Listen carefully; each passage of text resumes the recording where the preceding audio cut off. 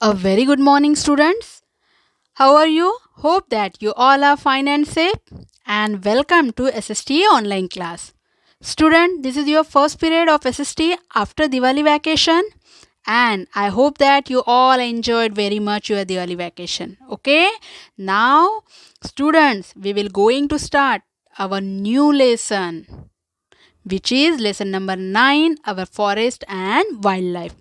We had given lesson number 7, our soil for project, and lesson number 8 for OBT test. So we will start our lesson number 9, our forest and wildlife. Okay, first of all, you open your textbook and page number 72. Okay, which is the lesson number 9, our forest and wildlife.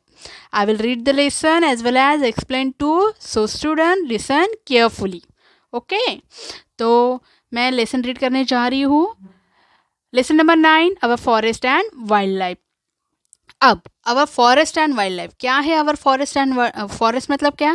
जंगल.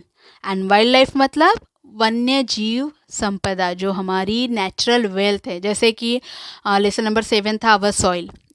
हमारे अर्थ पे जो soil पाई जाती है, हमारे India में soil पाई जाती है, उसके अलग अलग प्रकार थे उसमें. तो ये सॉइल भी हमारी एक संपत्ति है जो नेचर ने हमें गिफ्ट में दिया है. देन है वाटर सोर्सेस.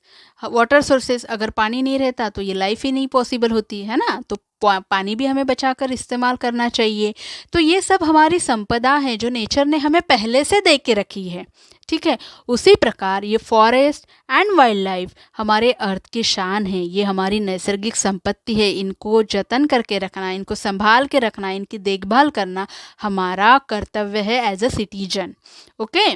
तो देखिए, ये फॉरेस्ट भी हमारी एक नैसर्गिक वेल्थ है, संपत्ति है. Same as soil and water, forest and wild life are gift of nature. हमें नेचर ने पहले से गिफ्ट दिया है कि इसके बगैर मिट्टी नहीं होती तो पेड़ नहीं उगते, पेड़ नहीं होते तो बारिश नहीं होती, बारिश नहीं होती तो पानी नहीं मिलता. मतलब ये एक दूसरे से कनेक्टेड है. तो ये हमें नेचर से पहले से अवेलेबल मिला हुआ है. ये गिफ्ट है हमारे लिए. All trees, shrubs, creeper and grasses growing on their own are called natural vegetation. और ये जो सभी ट्रीज है, शर्ब्स मतलब जिनकी हाइट ज़्यादा नहीं बढ़ते, ऐसे छोटे जो झुड़ुप बोलते हैं हम, छोटे छोटे पेड़ होते हैं. क्रीपर्स जो ज़मीन पे ही फैलते जाते हैं वेल के जैसे. एंड ग्रासेस, वो अपने आप बढ़ते हैं, इस मिट्टी में अपने आप बढ़ते हैं, उन्हें कोई लगाता नहीं है. तो उसे क्या कहते हैं? Natural vegetation. A large piece of land thickly covered with trees is called a forest. एक बड़ा सा ज़मीन का टुकड़ा जो कि थिकली कवर्ड होता है, किससे? विथ ट्रीज से, इट्स कॉल्ड अ फॉरेस्ट. जहाँ पे एक बहुत बड़ा ज़मीन का टुकड़ा है और वहाँ पे ओनली पेड़ ही पेड़ है, पेड़ ही पेड़ है, थिकली कवर्ड है पेड़ों से. तो घनदार जंगले बोलते हैं जिसे, तो उसको क्या कहते हैं? Forest. Trees are called a forest. अब फॉरेस्ट कैसे हेल्पफुल है हमारे लिए? Forest are helpful to us in many ways. किस प्रकार?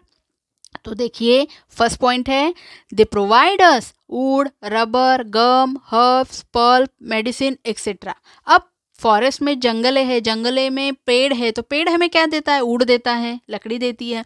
रबर देता है, गम देता है, हर्ब्स औषधि वनस्पतियाँ देता है, मेडिसिन देता है, पल्प जिससे हम लकड़ियों के पल्प से हम कागज़ बना सकते हैं.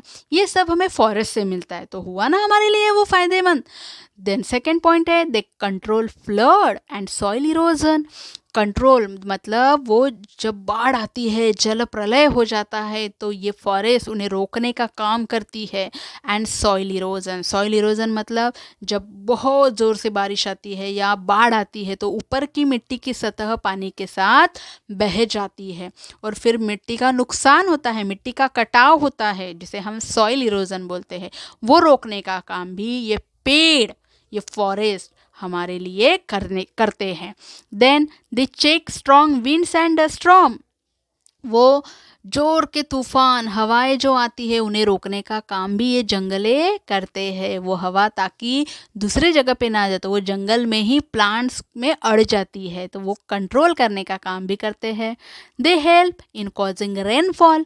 जितने ज़्यादा पेड़ लगाएंगे उतनी ज़्यादा बारिश हो जाएंगी, है ना, क्योंकि पानी अपनी जड़ों में संभाल के रखने का काम भी पेड़ करते हैं। तो पेड़ हमारे लिए बहुत तरीके से, मेनी वेज से वो हमारे लिए हेल्पफुल है। They check pollution by freshing the air, they supply oxygen and absorb carbon dioxide. क्या करते हैं प्लांट? पोल्यूशन रोकने का काम करते हैं। कैसे? तो जितनी एयर में पोल्यूशन से कार्बन डाइऑक्साइड है वो पेड़ अपने अंदर लेते हैं और हमें शुद्ध हवा, जिसे हम ऑक्सीजन कहते हैं, जो हमारे जीने के लिए ज़रूरी होता है, वो ऑक्सीजन हमें सप्लाई करते हैं। तो कितना फ़ायदेमंद है पेड़ और फॉरेस्ट हमारे लिए? Yes, very much. They provide food and shelter to wild life. और साथ ही में ये पेड़ क्या करते हैं? जो वाइल्ड लाइफ होते हैं, हमारे जो जंगली जानवर होते हैं, उनके लिए आश्रय देते हैं, उन्हें खाना देते हैं, भोजन की व्यवस्था होती है वहाँ पे।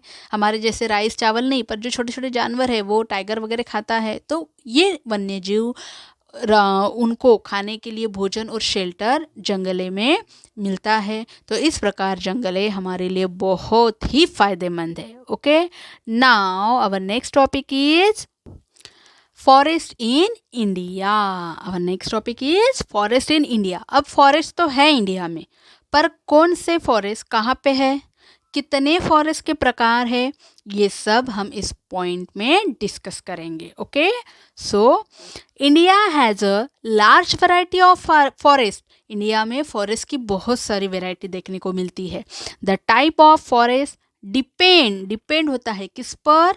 Upon the region and the amount of rainfall. कितनी बारिश कहाँ पे होती है उसके हिसाब से, एंड रीजन के हिसाब से। जैसे ठंडी के रीजन में जाओ, ठंडी के प्रदेश में जाओ तो वहाँ पे अलग फॉरेस्ट दिखने को मिलेंगे, वेरी ड्राई प्लेसेस में जाएंगे तो वहाँ पे अलग फॉरेस्ट दिखाई देंगे। तो इस प्रकार ये जो फॉरेस्ट के प्रकार है ये region and amount of rainfall पर डिपेंड होते हैं। There are 49,000 different species of plant found in India. हमारे इंडिया में जो डिफरेंट टाइप्स के प्लांट्स है उनकी कितनी जातियां हमें मिलती है देखने को? तो 49,000 डिफरेंट स्पेसीज ऑफ प्लांट्स, अलग अलग प्लांट्स होते हैं जिनके हमें नाम भी नहीं पता होते हैं।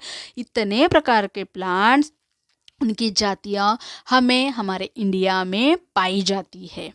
Indian forest can mainly be divided into 5 main groups. जो इंडियन फॉरेस्ट है, इंडिया में जितने फॉरेस्ट है उनको 5 प्रकार में डिफरेंट क्लासिफाइड किया है, डिवाइड किया है। तो first one is evergreen forest. Okay, अब एवरग्रीन फॉरेस्ट बोला तो नाम से ही पता चलता है, एवर मतलब हमेशा और ग्रीन मतलब हरे रहने वाले, तो ये एवरग्रीन फॉरेस्ट है। ठीक है, this forest are found in hot and wet region. जहाँ पे गर्मी और बहुत ज़्यादा बारिश होती है, ऐसे एरिया में ये जो एवरग्रीन फॉरेस्ट है वो पाए जाते हैं।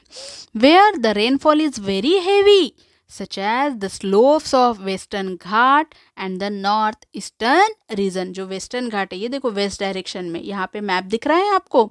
हाँ, तो इस मैप में ये इंडिया का मैप है और यहाँ पे कुछ पेड़ के जैसे साइन दिखाई दे रहे हैं आपको। तो यहाँ पे ये देखो छोटे से बॉक्स में हमें कीज दी है। ओके, इसको कीज बोलते हैं। इसके ज़रिए हम मैप रीड कर सकते हैं। ठीक है, अब यहाँ पे ये जो कुछ साइन है, सिंबल है, सबसे पहले देखो एवरग्रीन नाम दिया है, तो एवरग्रीन का साइन क्या है स्टूडेंट्स? Green colour. तो अभी आपको क्या करना है, मैप में ग्रीन कलर कहाँ कहाँ है वो ढूंढना है। ये देखो आपको यहाँ पे दिख रहा है वेस्टर्न घाट, यस, एंड इधर आपको नॉर्थ ईस्टर्न रीजन में ये कुछ दिख रहा है ग्रीन कलर। हाँ, तो इसके ज़रिए हम देख सकते हैं कि अरे नॉर्थ ईस्ट मतलब ऊपर की नॉर्थ, इधर की ईस्ट, नॉर्थ ईस्ट, ये नॉर्थ ईस्ट हो गया। तो नॉर्थ ईस्ट रीजन में भी ये एवरग्रीन फॉरेस्ट देखने को मिलते हैं। एंड देन वेस्टर्न घाट जो है ये वेस्ट डायरेक्शन है ना, तो वेस्टर्न घाट जो स्लोप है, उतार है, उसके यहाँ पे भी हमें एवरग्रीन फॉरेस्ट देखने को मिलते हैं। सेम उसी प्रकार आगे के जो टाइप्स है फॉरेस्ट के, जैसे डेसिडियस फॉरेस्ट, उसके लिए सिंबल यूज़ किया गया है थोड़ा सा ब्राउन शेड का। देन है कॉनिफेरस साउंड, उसके लिए ग्रे कलर का यूज़ किया गया है। एंड थॉनी फॉरेस्ट, उसके लिए लिए रेड कलर यूज़ किया है। तो इसके ज़रिए हम पता चलेगा रेड कलर यहाँ पे है, मतलब ये थॉर्नी फॉरेस्ट यहाँ पे पाए जाते हैं। कॉनिफेरस ग्रे कलर यहाँ पे माउंटेन के एरिया में पाए जाते हैं, है ना। तो इस प्रकार हम मैप रीड कर सकते हैं। अब एवरग्रीन फॉरेस्ट में ये जो प्लांट्स होते हैं वो कैसे होते हैं, उनकी क्या खासियत होती है। The forest are very dense and the trees have hard wood. यहाँ के जो ट्रीज होते हैं उनकी जो लकड़ी होती है वो वेरी हार्ड होती है। These trees do not shade there leaves fully and at the same time, so they always look green. यहाँ के जो पेड़ है एक साथ पूरे पेड़ अपनी पत्तियाँ नहीं झाड़ते हैं, इसलिए वो हमेशा देखने के लिए ग्रीन दिखाई देते हैं और उसी से उनका नाम पड़ा evergreen forest, hints the name evergreen. अब कौन कौन से पेड़ है उनके नाम दिए गए हैं। Rosewood, mahogany and ebony are the evergreen trees. ये देखिए यहाँ पे पिक्चर दिए हैं आपको, रोजवुड है, एबोनी है, महोगनी है, ठीक है। Now the next point is deciduous forest. ये भी फॉरेस्ट का एक प्रकार है, डेसिडियस फॉरेस्ट। ओके, अब देखिए these forest are found in the areas of modest rainfall such as the foothill of the Himalayas and a large part of peninsular India. Peninsular India और जहाँ पे मॉडेस्ट रेनफॉल होती है वहाँ पे ये डेसिडियस फॉरेस्ट पाए जाते हैं। और वो एरिया कौन सा है, foot hills of the Himalaya, Himalaya के पायथे से जो बोलते हैं नीचे के साइड में, ठीक है। These are called monsoon forest. Deciduous forest का अनदर नेम क्या है, monsoon forest. The trees here grow very tall. यहाँ के जो ट्रीज होते हैं इस फॉरेस्ट के ट्रीज, उनकी हाइट बहुत ज़्यादा बढ़ जाती है, वेरी टॉल होते हैं वो। Each tree shade it's leaves at a particular time. और हर ट्री अपना एक पर्टिकुलर टाइम आ गया, उनका सीजन आ गया तो वो सभी पेड़ अपने पत्तियाँ झाड़ देते हैं। उसमें से कौन कौन से ट्रीज है, साल है, टीक है and sandalwood are the example. They provide us very useful timber. हमें फर्नीचर बनाने के लिए जो भी लकड़ियाँ लगती है ना, वो यूज़फुल टिम्बर हमें इस डिसिडियस फॉरेस्ट से मिल जाता है। अब इसमें इस पिक्चर दिए है, देखो ये टीक का पेड़ है, देन है ये शीशम का पेड़ है, then bamboo and then sandalwood. ये है डिसिडियस फॉरेस्ट के example. Okay, now the next point is thorny forest. अब थॉर्नी फॉरेस्ट कहाँ पे पाए जाते हैं इंडिया में, वो देखेंगे। देखो आपको वैसे जैसे मैंने मैप में बताया था, ये देखो यहाँ पे थॉर्नी फॉरेस्ट है ना, ये रेड रेड आपको दिख रहा है, राजस्थान के कुछ पार्ट में, गुजरात के कुछ पार्ट्स में, है ना, और मध्य प्रदेश में आपको दिखाई देता है। देखो this forest are found in arid areas having very little rainfall. जहाँ पे बहुत कम बारिश होती है ऐसे एरिया में ये थॉर्नी फॉरेस्ट होते हैं, such as Rajasthan, part of Gujarat and Madhya Pradesh. The trees are short. और यहाँ के जो इस फॉरेस्ट में बढ़ने वाले जो ट्रीज होते हैं वो शॉर्ट होते हैं, हैव डीप रूट। और उनके जो रूट होते हैं वो ज़मीन में गहरे बहुत नीचे होते हैं। और उनकी स्किन कैसी होती है, जो लीव्स होते हैं उनके, इस फॉरेस्ट के जो पेड़ की लीव्स होती है, पत्तियाँ होती है, वे थिक स्किन की होती है एंड लॉन्ग थॉर्न, और बड़े बड़े कांटे होते हैं उनमें। They are scattered mainly for the purpose of drawing water. पानी की तलाश में उनके रूट ज़मीन के अंदर अंदर अंदर अंदर जाते हैं पानी की तलाश में। The trees which grow in these areas are babul, kikar, खैर एंड वाइल्ड पाम। यहाँ पे कौन कौन से ट्रीज होते हैं, बबूल होता है, कीकर होता है, खैर होता है एंड वाइल्ड पाम होता है थॉर्नी फॉरेस्ट में। ओके, ये देखिए ये यहाँ पे बबुल का ट्रीज है, किकर का ट्रीज है एंड डेट पाम, ये थॉर्नी फॉरेस्ट के एग्जाम्पल है। Now the next forest, tidal forest. These forests are found near the sea coast in the large deltas of river such as Ganga, Mahanadi, Godavari and Krishna। जो Ganga, Mahanadi, Godavari and Krishna नदीज के जो deltas area होते हैं, सुपीक ज़मीन जहाँ पे आती है और वहाँ पे ज़मीन अच्छी होती है, वहाँ की मिट्टी अच्छी होती है, तो वहाँ पे ऐसे फॉरेस्ट आते हैं। और इसे क्या बोलते हैं, पांथड़, मतलब जहाँ पे बहुत वाटर की मात्रा होती है वहाँ पे ये ट्रीज ग्रोन अप होते हैं। These are called tidal forest as the tide water help in their growth. They are also known as mangrove forest. इसका भी अनदर नेम है और उसका अनादर नाम क्या है, मैनग्रोव फॉरेस्ट। मतलब जो पानथड़, ये यहाँ पे पिक्चर में देख रहे हो आप, वाटर है, ये गहरे पानी में होते हैं, दलदल के जैसे ज़मीन होती है वहाँ पे ये ट्रीज बढ़ते हैं, इसलिए उनको डल फॉरेस्ट के नाम से जाना जाता है।